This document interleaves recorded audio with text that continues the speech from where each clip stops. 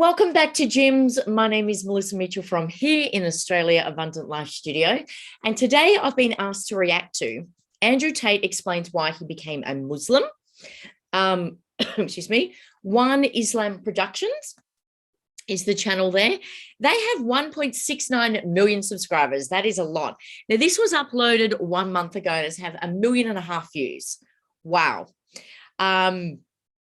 I don't know what this video is going to be like because I will be honest, nothing to do with the fact that he's converted to Islam or anything, but I don't actually like Andrew Tate. I don't like a lot of his views.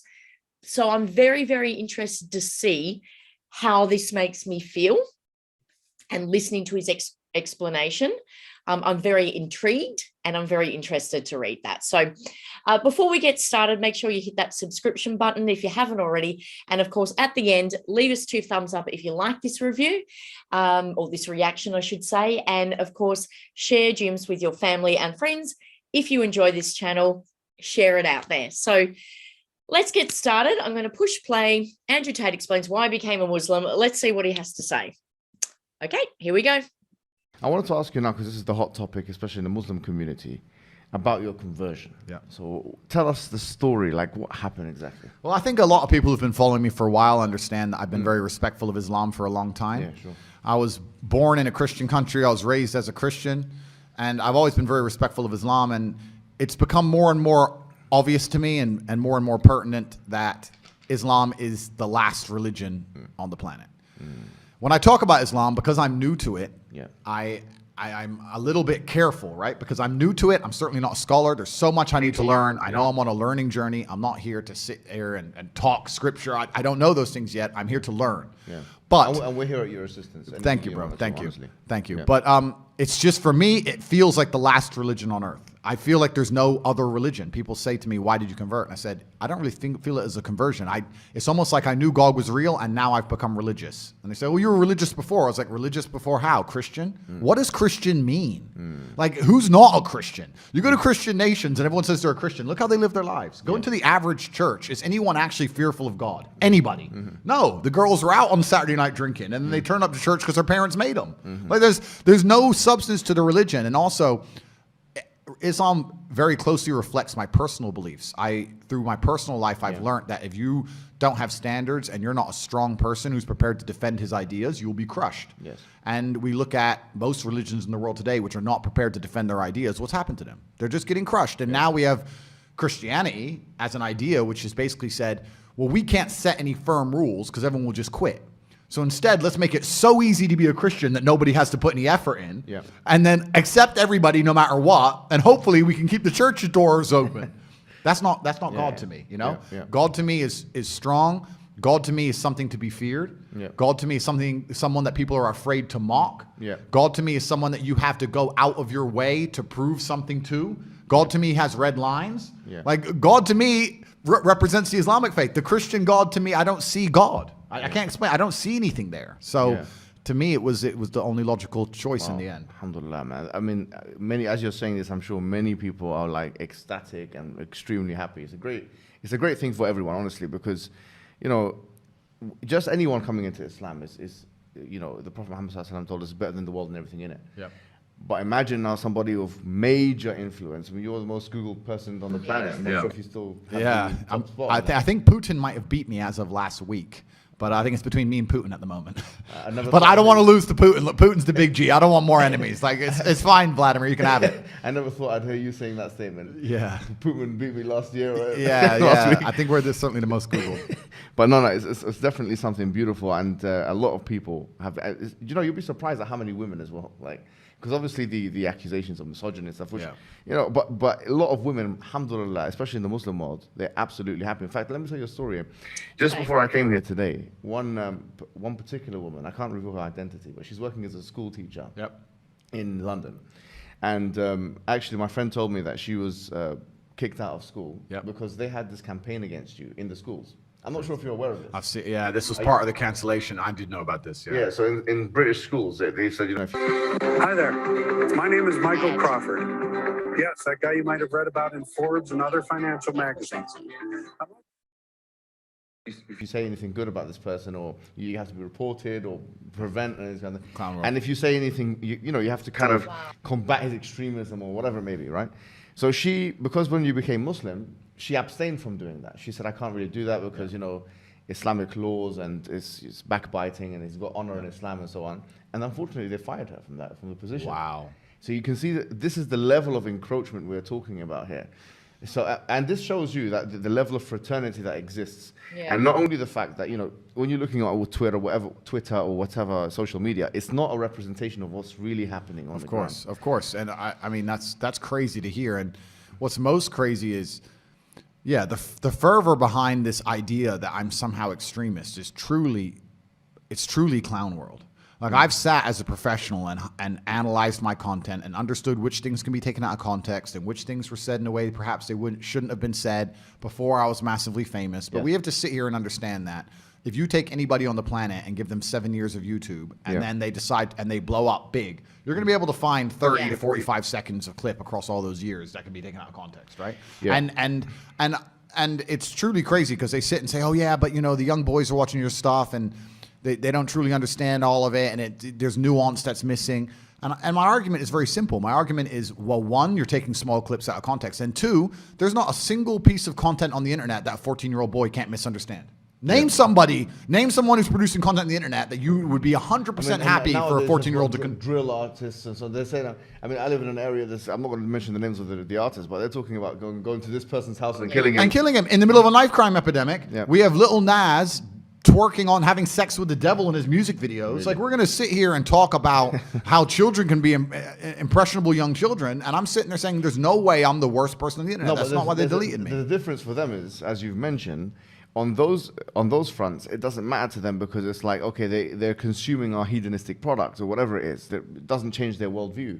Whereas what you're saying is ideological now. You're challenging the status quo of the LW, of the liberal world order. You're challenging second-wave feministic notions. You are challenging some liberal notions. You are challenging ideas, commonplace ideas of tolerance. And George Orwell said it very well. He said that the more a society moves away from the truth, the more it hates people who speak it. Absolutely, and you're right. And I think even the basic things I teach, because some people have said to me, Andrew, all you teach about is personal responsibility, motivation, working hard, getting up and doing the right thing. I said, those are the things they're most afraid of. If you teach people to have standards for themselves and to be morally strong people and to know right from wrong, then they can't brainwash you. Yes. So that's what they're most afraid of. They're most afraid of young men waking up and going, no, I don't believe that. You have to believe it. No, I don't believe it. I don't want to. And I want to go do this. I want to go to the gym and be strong, or I want to believe X, or I want to be a moral person. They genuinely have a problem with baseline morality. Yes. Understand? When some people recognize when I converted to Islam that there was a time I was an atheist. There was a time when I was atheistic. And the reason I am now so absolutely certain that God is real is because I've seen evil. I've seen shaitan. I've seen it. When you see enough evil, you realize that there must be an equal and opposite force. And there are people out there in the world today doing the work of the devil, genuine demons, who are trying to destroy the baseline morality that's inside of all of us. We're all born with some kind of morality, and they're trying to destroy it. And that's exactly the Islamic understanding, that we believe that you're born with something called fitrah, which is the initial goodness. You're born with an innate belief, receptivity to believe in one God. Yeah. And then that is corrupted. In fact, there's a hadith of the Prophet where he says, كُلُّ مَوْلُودٍ يُولَدُ عَلَى الْفِطْرَةِ. Every born child is born upon this initial goodness. فَأَبَوَاهُ يُهَوِّدَانِهِ أَوْ يُنَصِّرَانِهِ أَوْ يُمَجِّسَانِهِ. And then his father and mother or his parents, they socialize him into Christianity, Judaism, Magiism. So the idea is that everyone is born with this initial goodness and this initial will or want to believe in God, one God. And then, as you mentioned, I mean, it's what you're mentioning here is profound, because you're mentioning a central doctrine in Islam. But it's and this is why perhaps I found God the way I did, because I understood all these things first, and then I saw the Quran, and it confirmed so many things for me. Like even the conversations I've been having so far, so many things have been confirmed, and it's amazing the knowledge that's inside of it, which is so applicable today. For an old book, right? It's supposed to be old, but it seems so timeless. But it's truly amazing. But you're totally right. And And the baseline morality, I don't think most people understand that when they're doing this under the guise of tolerance, when they're saying be so tolerant that you no longer believe in right from wrong, they're not doing that to make society a better place. They're doing that to empty your brain so that you have no resistance to the slave mind programming. They want to get you to a point where if they tell you the sky is green, you look at with your own eyes and you see blue, but no, the sky is green. That's what they want. So that you have to have nothing in your brain that can prevent that. If you have God, if you have, no, I believe this is right and wrong, if you have personal responsibility, if you have self-accountability, if you're a person who sticks up for what he believes, all that's bad to them. They want all of that gone so they can tell you the sky is green. And I don't want to say too much because I don't want the stream to end, but they're going to tell you something much worse than the sky is green. They're going to tell you something else. And they're trying to program us all into slaves, and it's scary. I remember when I was in my undergraduate days and I was reading a particular book by this guy called Jeremy Bentham, who became like, you know, the spiritual forefather of J.S. Mill, who is the father of like social liberalism of today. And I remember reading this because it was so powerful because it linked to something I read in the Quran. He said that, you know, you have two gods.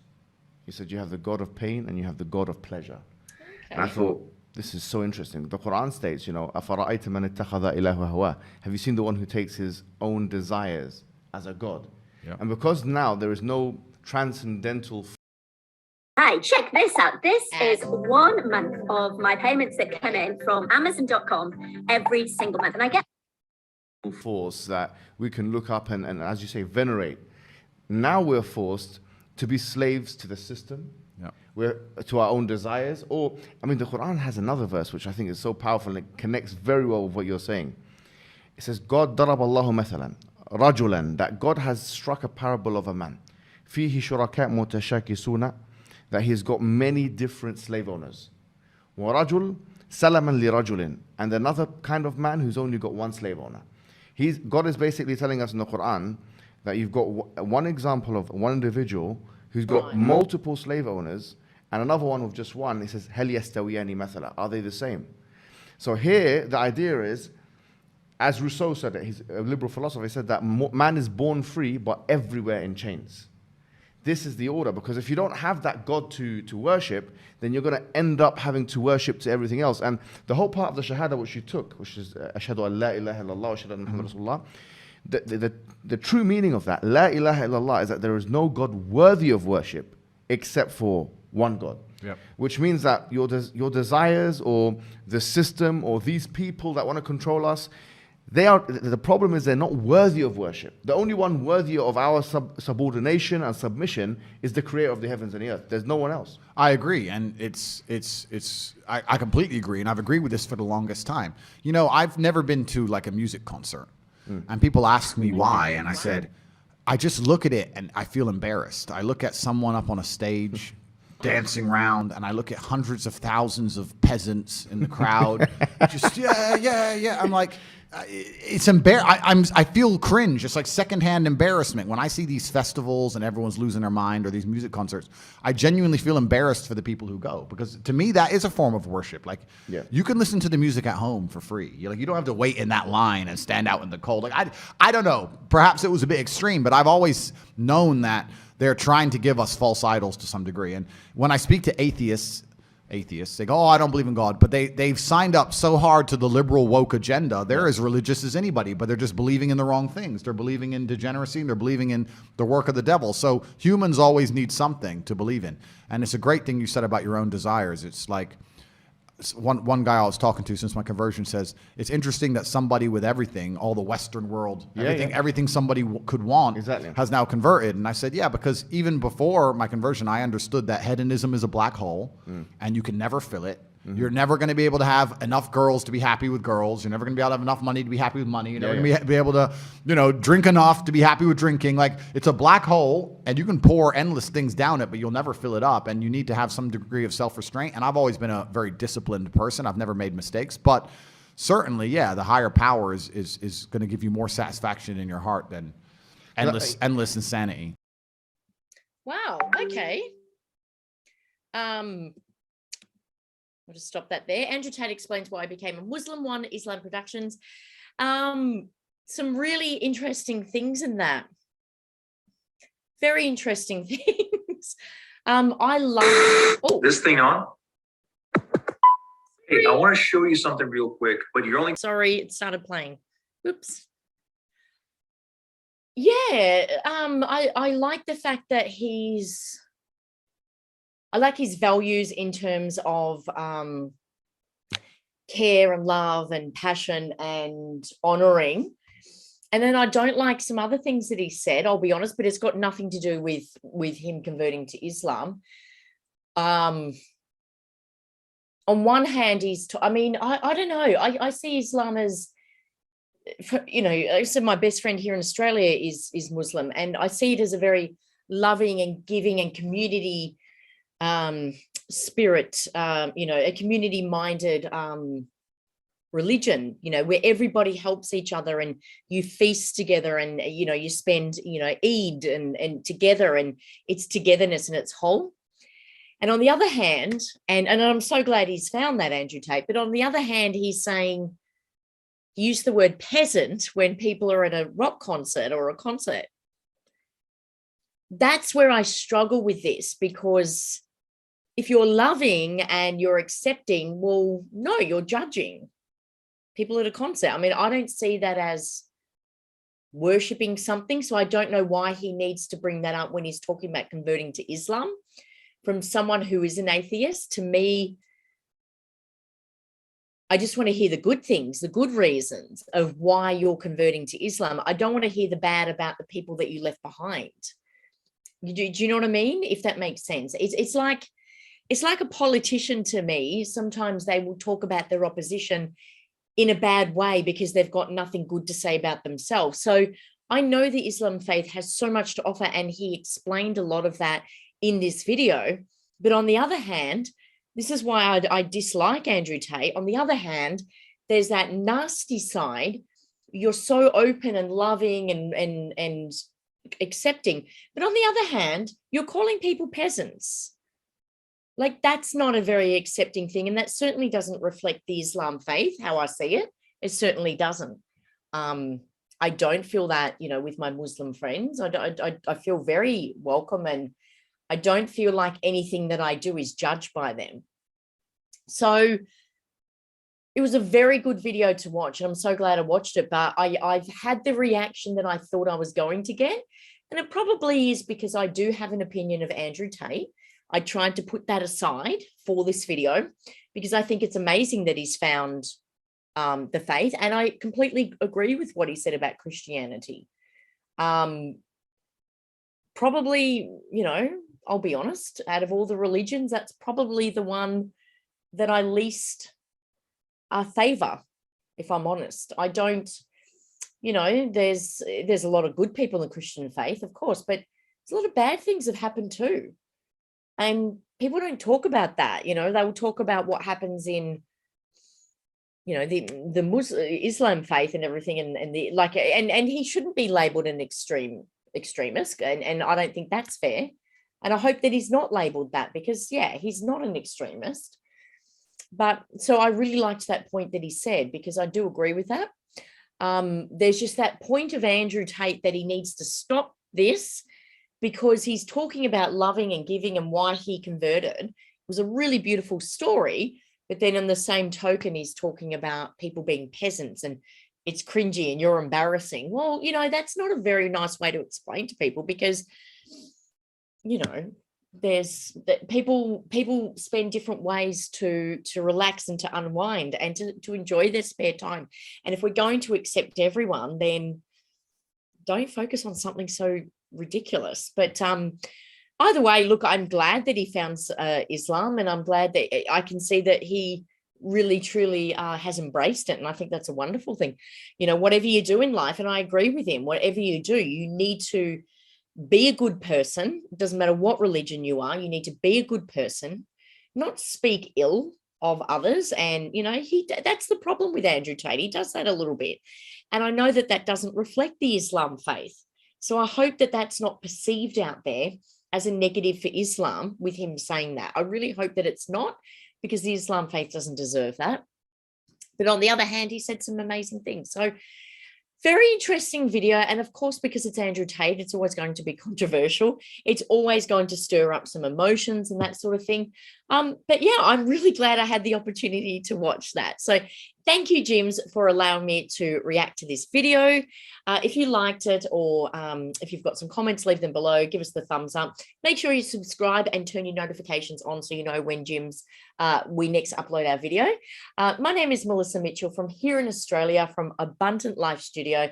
Until next time, you're watching JIMBS, and thanks for stopping by. We'll see you later.